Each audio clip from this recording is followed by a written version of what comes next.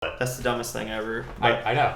But people do it. And actually there's a need, and I could see there's a need like if you're transitioning between properties. But it's so hard because you get lazy. You just like, I've done it. I've had my stuff in storage before, and you're like, know what I've done? I'm going to have it out in a month. Nope. 3-4 months later because you got lazy. You know what I've done? And you know, the way. property has to work for this. But what I've always done is I've had them drop a shipping container, fill it, and then move it to the new place, so I have to empty it. There you go. Well, that's like those pods, that company, the Pods company or whatever. Yeah. But if you do a shipping container, like, nobody's breaking into that. That thing keeps pirates out. That's funny. So, going back to the whole... they're like $90 a month to rent. Oh, really? Yeah. Shipping containers? Yeah. Like, you have to pay to have it delivered. It's like, I don't know, $100, $160 or whatever. And then you have to pay more if you want to move full. That's crazy. So, that's the way to go. Anyway, so they bought this house. They put all this money in it, right? Yeah. And we turned around and we sold it for $174,000. So the first buyer, we had a low appraisal. I tried to battle as a VA appraiser. The guy's a moron. The guy's a moron who was doing the appraisal because like he was using the most conservative comps. Like they were comps. You could have used it, but I was like, dude, these are conservative comps because we had a house, a 3-bed, 2-bath house, brick on slab, mid 1,600 square footer with a 2-car garage, and he's over here using houses where he has to adjust out because they have a carport. They made about $18,000 or $20,000. We turned it in about 5 months. So it's not like an incredible. Our average profit on an average house is probably $20,000 to $30,000 on most of the investments, especially because we're hiring all the stuff out. But I'm not going to go. Trust me, I'm not making a measly commission and go like manage your project for you. I'll manage the contractor who's supposed to be managing it, but I'm not gonna go sub it out for you and do all this and that unless there's a profit share of some kind, which we could talk about that too. But it's just I've gotten to the point where I just know what I'm talking about. I know what's gonna sell. I know what's not gonna sell. I know what you have to do to turn premium dollar, and I know what's doing too much to a house too. And most of the time we are doing probably too much to a lot of the houses, but we don't have trouble selling them on the backside. So back in like... When he says too much, he's not talking about anything similar to when someone in the Portland Metro does too much to a house. People go absurd in the Portland Metro. No, they don't. Their houses here are a joke. I've seen these houses that are flipped. They're nice, but... Well, the flips, but when people do it themselves and they want people... Oh, yeah. People go way overboard on their own remodels. Well, kind of, sort of. Or they do not enough. They're like, oh, well, that tile in the bathroom will look all right. We'll leave that 1960s tile. Like, dude, just tear it out, man. Like, why are you... Anyways, people get cheap. I've seen them... Well, the weird thing is tile is big in people's heads, but it's not expensive. Well, the problem in our market... See, people are analytical in the Northwest, like... They think about stuff and they're like, I don't know. It's hard to explain. We used to have almost 3,000 homes on the market 2 or 3 years ago, 4 years ago maybe. And I remember like, dude, there was people that would have like remodeled houses and you could tell it was a flip, but it would still sit on the market for 140, 50 days sometimes. And so, and as time went on, I started realizing why was it sitting on the market? Sometimes it was because it had foundation problems, and you could tell, but they had the foundation work done and they had the engineer cert. But you know, when you have another house that you can go pick from that's nicer, and you have a lot of inventory to pick from, why would you settle for this one? Yeah, exactly. And so then you had the DIYers that would like DIY stuff, and they like come in and DIY some of the, you know, like they trying to make it cute, but they like use the cheap materials. They should have like put the nice baseboards down and that kind of stuff and done it right, and they didn't. And so, of course, they suffered, and they sat on the market forever, too. And so I've just kind of learned that there's just a standard, and me and the contractors I work with, we have a standard for what. It's just an automatic standard. And every contractor I use, they already know what to pick. They already know what colors to use, everything. Like, literally, if I had to do it, it wouldn't look as good as they did. Yeah, for sure. Yeah, I mean, they do it all. They get cute with it. But it looks nice. It's like a new construction house. And anyways, we don't have any trouble selling them. But yeah, I mean, I think so. The second time we put that house back on the market for my aunt and uncle, I had another buyer within like 10 days. And anyways, like I said, we sold it for $174, and they're up here in Washington State. My uncle works for 3M. My aunt works for a mulch and landscape company or something like that. And she's like their secretary and bookkeeper. Uh-huh. And so while they're working their day jobs, they have this passive money working down in Louisiana. Yeah. And, they call here and there, and you kind of can tell they're concerned and stuff. Mm-hmm. But I can't wait. I'll see them. They're a little COVID scared, so I don't know how long I'll see them while I'm up here visiting in the Portland area. But they I think they're happy because they got their money back, and it like they saw that like, hey, I was right. Then after they closed on the house, their agent was texting me, and I sent my aunt and uncle screenshots and this is what I do for all my investors. And I sent them screenshots saying, hey, this is after the fact. This is the stuff I'm dealing with on your behalf after the fact of the sale. And it's closed. It's closed. It's closed. So they have no realistic They're complaining recourse. about those bifold doors on the closets. They came off the track. Like, and the agent who, by the way, going back to agents who don't have any experience, I don't think this lady has ever closed a single transaction. And she's like, were they aware of this? They didn't disclose anything, but I'm like, oh my God. No, they've never seen the house. Like, who cares? They've never been there. Dude, they're double bifold closet doors. They came off the track. Like, welcome to home ownership, you know? Like, not to be like just cutthroat and rude about it. Now, there's been times when I'm dealing with the property right now. I work for my broker in our market. So I actually sell him all of his flip houses, him and his partner. And I put them on high priority because they take really good care of me. Mm-hmm. But anyways, you should. So they came back for that, and then like every house, and probably we went downstairs and we went to your house and we opened the doors under the sink. There's going to be plumbing that comes through the wall that stubs up to your sink. Every single house, not all of them, but your newer construction, they probably sealed off around the hoses. You're talking about the fire breaks that they've actually put around the things. Well, your the plumbing foam. coming up. Yeah. Yeah, they were complaining because there was a hole under there, there was cut out, and the contractor didn't mess with anything necessarily under that part of the sink per se, and I think he just forgot to put a cover over it. Well, they had an inspection, right? Yeah. So why didn't their home inspector find this out and ask for it? And we didn't fix everything on the inspection report because we knew as a seller's market we didn't have to. Yeah. They weren't going to back out. We did the stuff that was more safety driven and more systems driven, and remove the nickel and dime stuff out of this situation. Yeah. And that's where I'm good at too. So I know how to play the market. Mm-hmm. So when someone comes down, wants to invest, I'm like, I think we're going to lose the buyer over this response back to them. I think we should do this. Mm-hmm. And my recommendations are always going to net someone the most money. It doesn't appear like that in the beginning, but it's going to net you the most. I don't want you blowing the deal, because if we blow the deal, then there's no money there. If someone walks away from the deal, then this situation we're talking about, you making X amount of dollars, doesn't even exist. You should never do a bad. It's kind of funny too, because you should never do a transaction that's bad for you. That's not what I'm saying. But people sometimes act like they win by not doing a transaction. Yeah, it's like you can't win. You can't lose by not doing the transaction, but you definitely didn't win. Yeah, you just screwed yourself.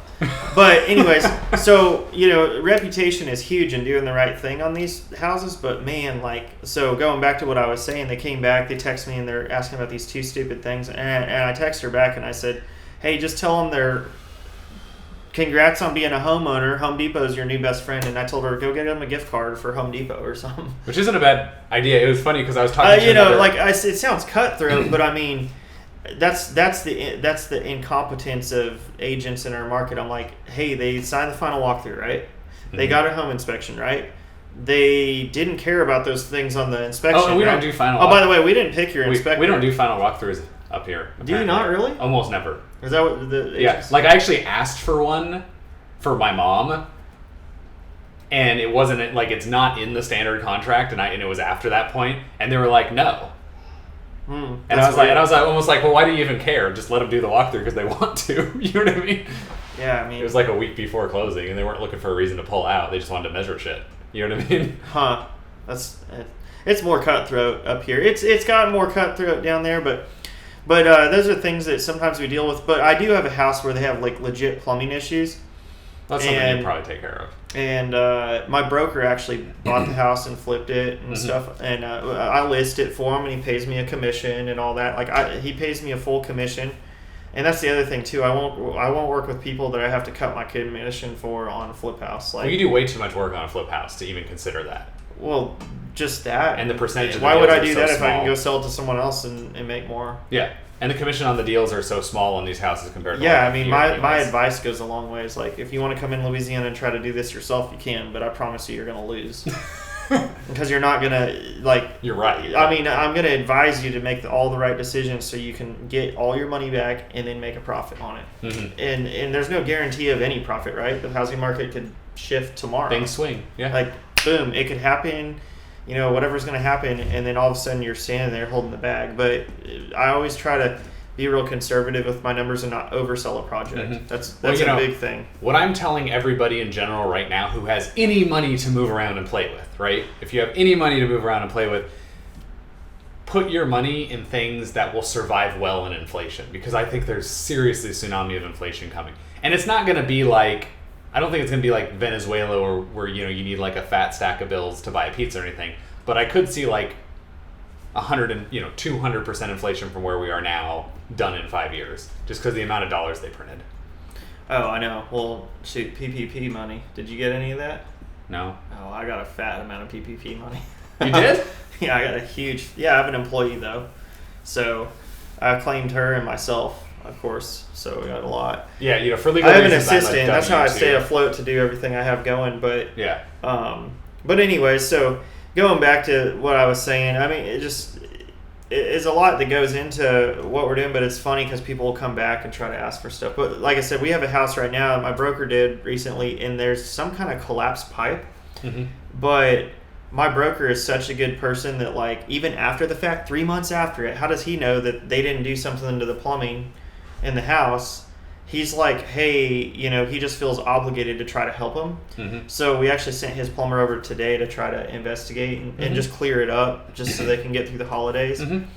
And anyways, we're considering spending the money to put a clean out in, because there's not a clean out in it. Oh. They should have had an inspection. See, these people had every right to have an inspection. They did have an inspection, but they didn't pay anyone to do the plumbing and didn't run a camera down. And there's not a clean out for them to run a camera. They have to run it through one of the vent stacks. So they need to put that in and then run it. And more than likely, it's a clay pipe, because the area where this house is, it's an older area. Mm-hmm. And there's pier and beam homes and homes on slabs. This one's on a slab. More than likely, it's a it's a pipe that's collapsed, a drain pipe or whatever. And so, anyways, this is one of those things after the fact. It's like, do you go on against your reputation, or do you try to do the right thing for people? But just sometimes, man, some of these homeowners and agents too, I hate to say it, they prime their clients to, like, hey, that's not your fault. Like, well, I mean, you got an inspection, because they failed to advise their client to get, hey, I think this house is older, it's a flip. I think we should pay a plumber. Just as far as being a professional in general, all of your interactions with your clients, you can actually kind of prime them to have a good time or a decent experience, or you can prime them to have a terrible experience. Well, it's all about, that's right. It's all about the proper expectations too. Yeah, and you tell them the truth. You don't sugarcoat it. You ideally, all bad news goes up front. That's like with any transaction. Yeah, that's like my general policy. Yeah. And then it gets easier later, but there's always... Yeah, like when I take a listing, I'm like, hey, this house sucks. It's in the worst area in town to sell. We're going to have a hard time selling it, but here's what we're up against. And by the way, here's all the unsuccessful sales. Here's the absorption rate in this area. Mm-hmm. X, Y, and Z, because Portland, you could sell a dive. It don't matter. I mean, this house could be half roof caving in. You'll have... That's how I bought it. 100 people standing outside the front trying to make an offer. Yeah. I mean, no, it's not. Not that there's like an auction going on the front steps of the house, but you know what I mean. Yeah, just figuratively speaking, right? Oh, if I put this house on the market for $100,000 more than I paid for it 3 years ago, we will get 20 to 50 offers. Yeah. Like in a week. Yeah. It'll be stupid. It'll be retarded. Yeah. It's crazy. That's why I need to buy property up here. I hesitate, but just how fast the market moves and the pulse of it is insane. Yeah, it's different. It is different. Well, I feel like there's things in this market that'll never change. Portland's ever growing. It's kind of a junky city, but it's kind of it's nice. There's a lot of nice things like bridges and walkways and bicycle paths, and it's really, well, I mean, you got mountains, you have waterfalls, you have beautiful rivers to go swim in and run jet skis and boats on. You got the ocean 2 hours from here. Yeah. Well, the thing that sucks is the city of Portland is never changing. That's never going anywhere. That's why all these people come up here. And the city of Portland itself, and it's clean, is like 2 years of good city management away from being one of the most beautiful cities in the world. Like, it really is. I don't know, maybe more than that. Well, no, because all of the hard infrastructure is there to be pretty. The things that make it not pretty is the open drug use, homelessness, and other stupid stuff like that. No, I agree with that. Like, you in 2 years, everyone who needs to be in a mental institution could be in a mental institution, or at least just not in the street, and all the potholes could be paved. Like, you could do that in 2 years. Probably. You would have to actually. You could do anything 2 years, but there's a lot of politics between that and the goal. No, you would have to replace with like real professional managers who care, like the top 15 positions in the city and council. You'd have to do the mayor, the entire city council, politics. And you got to get past all the layers of politics. Yeah, because a bunch of people are making a lot of money off of things being shitty, which is just the most perverse thing ever. It is. Well, it happens in Shreveport too. The city is going down. The population, I think, of Shreveport is actually dropping. Oh, that's the kiss of death. Because you can't recover easily from that. There's people leaving because they're sick and tired of the shootings and crime. I mean, people are catching stray bullets. I'm not interested in that. Yeah, I mean, I'll invest there. I'll flip houses there, and it's not every parts of Shreveport, but it's just, dude, like, they don't care about the crime. Like, it's funny because if you call the cops, let's say you get in a wreck, it may take them 2 hours to come and show up on the scene. But on the other side of the river where I live in Bossier City, you call the cops, they're there. Yeah, it's going to happen like that. Yeah. I mean, it's just so different. So, and the politics are, it's more left wing and Democratic in Caddo Parish, and in Bossier Parish it's not. It's more kind of a red. They call them parishes down there, county, whatever you want to call it. But it's ran more like a business in Bossier. And the mayor in Shreveport, and this is just my own personal opinion, and I don't care, but most people no one up here knows anything about what but most people would agree that are local down there. The mayor is too busy out trying to make videos, which I think they aired one. I know my parents up here, they hit me up saying, "Oh, hey, this undercover boss, the mayor of Shreveport's on it." I'm like, why is he on that? He can't even get the freaking medians of the interstates and because stuff of mowed. Politics, you fail. You can't even mow the grass in the city of Shreveport, the public areas, and keep that. You can't even get the freaking garbage picked up. And the water system is corrupt down there. Like, the water department for the city of Shreveport is so corrupt. Like, we did a flip house, and they charged us double. And even to this day, we still didn't even go back and try to argue it, just because for $180, like, is it really even worth it? Probably not. To try to save, like, maybe $70 or something? No, it's just not. Like, just move on with life. But it's just that corrupt. I mean, it's sad. and they made a gain on us. That's the worst part. And it's a vacant house we're talking about, so... It's just different. Politics are different up down there, and it's actually fascinating.